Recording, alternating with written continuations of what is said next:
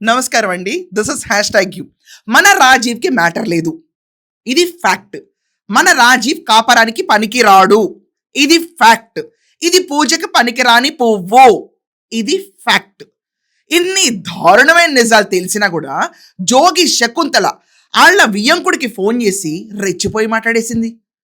తీసుకురావాలంట, కట్నాలు ఇవ్వాలంట, కూతురికి చెప్పాం సరిపోలేదు, కానీ ఇంకా ఏంటంటే కారు కొనండి, పొలాలు వచ్చి రాని రేట్లు కంటే ఇష్టం వచ్చిన రేట్లకు అమ్మేయండి, అమ్మేసేసి కొడుకుతో అల్లుడితో వ్యాపారం పెట్టించండి, అప్పుడు కాస్త సుఖంగా ఉంటాడు, మనకు కావాల్సిన సుఖం కూడా అదే కదా, మీకున్న ఈ ఆస్తులు ఏంటి ఏంటి పిల్లల భవిష్యత్తు కోసమే కదా, ఇదంతా అమ్మి పారదొబ్బండి అని చెప్పి ప్రెషర్ బిల్డప్ చేయడానికి ఒక ఆడియో కాల్ లీక్ బయటకు వచ్చేసింది ఈరోజు.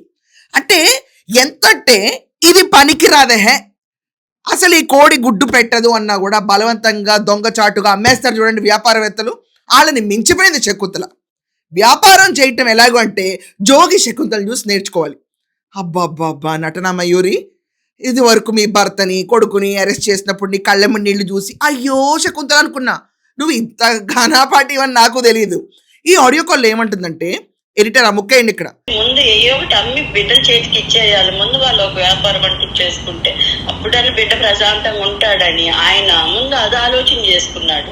ఈ జోగి పువ్వుకే కట్నం ఇవ్వడం దండగ అనుకుంటే, దండగ మారి పని అనుకుంటే, ఇలా ఆడపడుచు కట్నం కింద రెండో కొడుక్కి పెళ్లి చేద్దామని వచ్చిన వాళ్ళు ఏకంగా స్థలం రాసి ఇచ్చేస్తున్నారంట. అరే జోక్ కూతురు ఉంది కదా, ఆడపడుచు కట్నం టేక్ ఇట్ యార్, నా ల్యాండ్ బిట్ నీదే అని చెప్పి ఇచ్చేస్తా ఉన్నారు. మీరు ఏంటండి మా అమ్మాయికి కూడా ఏమి ఇవ్వరు, మా అమ్మాయికి కూడా కట్నం ఇవ్వండి అంటుంది.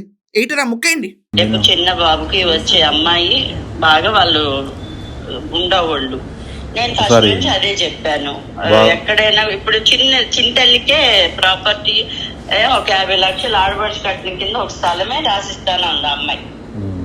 అంటే మనకు తెలిసిన నాకు తెలిసిన ప్రకారం. అంటే మిమ్మల్ని నేను ఇప్పుడు అంత అమ్మాయికి ఇమ్మని కదా నేను చెప్తుంది, బన్నుకి మీరు ఏ విధంగా బహుమతిగా ఇచ్చుకొని చూసుకుంటారా.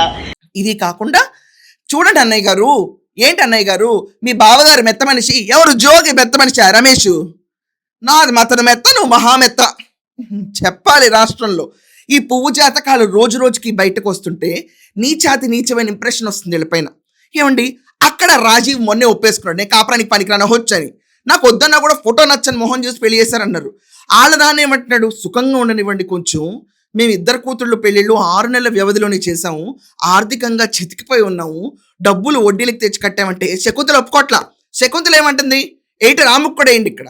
పెద్ద పాప పెళ్లి చేసినారు, ఈ పాప పెళ్లి చేసినారు, నాకు 6 months గ్యాప్లో ఖర్చులు బాగా ఎక్కువైపోయినాయి, మనకు వచ్చే ఇన్కమ్ లేకుండా ఖర్చులు ఎక్కువైపోయినాయి.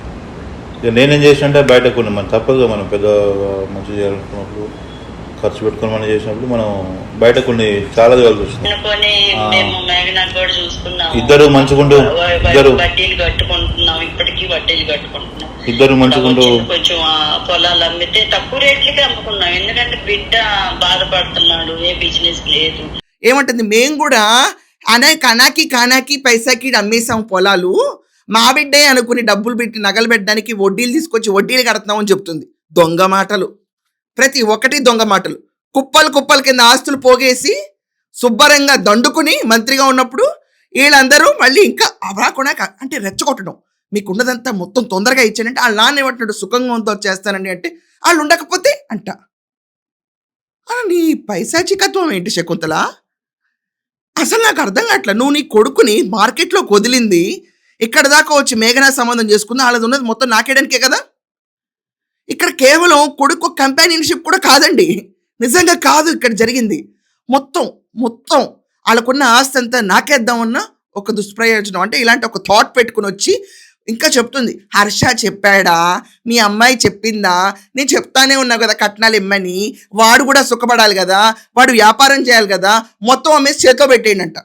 మీ అమ్మాయికి మీరు ఇచ్చుకున్నారని హ్యాపీగా అవ్వాలంట. ఈరోజు నడి రోడ్డు మీద ఉంది అమ్మాయి, ఈ డబ్బులు ఎక్కడికి తిరిగి వస్తాయి. మన రాజీవ్ కాపురం చేయడమే రాదు, వ్యాపారం ఏం చేస్తాడు, ఇంకా ఏం చేస్తాడు, అది కూడా ఏం చేయలేడు, న్యూట్రల్ గేర్ మీద పోతా ఉంటుంది, అది కూడా ఏం పనికిరాదు, అది కొండ ఎక్కలేదు కొండ దిగలేదు, అలా నుంచుని ఉంటుంది. ఏం చేస్తారు మరి, వరకట్న వేధింపులు పీక్స్లో ఉన్నాయండి వీళ్ళ కేసులో, పీక్స్లో. అంటే వాళ్ళ కొడుకు చెప్తున్నాడు, మా నాన్నకు తెలుసు మా అమ్మకు తెలుసు, అయినా నన్ను బలవంతంగా పెళ్లి చేస్తారు అన్ని తెలిసి కూడు పుట్టాని వేసి అసలు తిని ఒక స్త్రీయేనా? ఒక స్త్రీయేనా? అసలు బాత్రూంలోకి వెళ్ళి 3 గంటలు కూర్చుంటాడు కొడుకు. ఫస్ట్ నైట్ ఏం జరగలేదని అమ్మాయి ఏడ్చి ఇంట్లోంచి 20 రోజులని పంపించేశారంటే వాళ్ళ కుటుంబం ఎంత బాధపడతా ఉంటుంది అక్కడ. అయినా కూడా సిగ్గు శరం లేకుండా వాళ్ళకి ఫోన్ చేసేసి మీరు కారు ఇవ్వండి, మీకున్న పొలాలు అమ్మేయండి, బయట వడ్డీ కట్టి అప్పులు తీసుకురండి, మా అబ్బాయికి కట్నం ఇవ్వండి, ఇది చాలదన్నట్టు నా కూతురికి కూడా కట్నం ఇవ్వండి, ఇంకా అడుగుతుంది నాకు కూడా ఎన్ని ఇవ్వండి. రమేష్ ఏం పాపం చేశాడు? అడిగాల్సింది. రమేష్ మెడలో కూడా ఒక గొలుసు, చేతికి ఒక కడియం, ఇలాంటివి అడగాల్సింది. ఇదండి వీళ్ళ పరిస్థితి. వీళ్ళు ఒకప్పుడు మన మంత్రులు, గొప్ప స్త్రీ నటనామూర్తులందరూ వైసీపీలోనే ఉంటారు. కళ్ళతో నటించింది, ఈరోజు మొత్తం బండారం బయటకు వచ్చింది. చీ అనిపిస్తుంది నాకు ఈ శకుంతలని చూసి. ఇన్న తర్వాత మీ అందరి ఒపీనియన్ ఏంటో ఖచ్చితంగా కమెంట్స్లో రాయండి. That's all for now. Thank you.